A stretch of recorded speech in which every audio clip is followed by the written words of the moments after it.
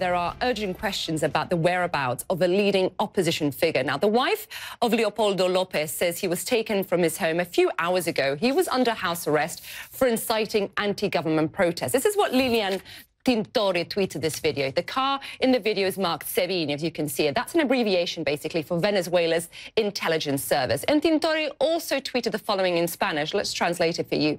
They just took Leopoldo from the house. We do not know where he is or where he's being taken. Maduro, she tweets, is responsible if something happens to him. And in the past, our reports have said a second opposition figure has also been taken from house arrest. Leila Santiago is in Caracas for us with all the latest. Leila, let's begin with Leopoldo Lopez and that tweet from his wife. What are you hearing this hour?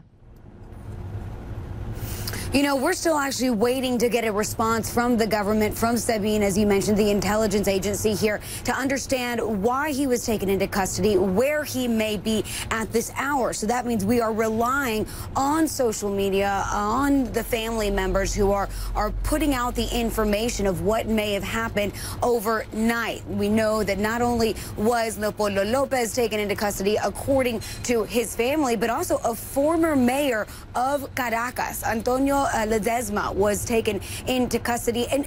And this is something that the opposition had feared that perhaps what may be to come after the election of a new assembly that could rewrite the Constitution and give President Maduro more power, that they may see some power grabs from the government. Now, again, it's unclear what the government is saying as the reason they took him into custody. Remember, Leopoldo Lopez was just released last month after being in prison for several years, considered a political prisoner. The government, when they released him to house arrest anyway, cited health reasons for putting him on house arrest and getting him out of that prison, but still a lot of questions as to where he is at this very moment.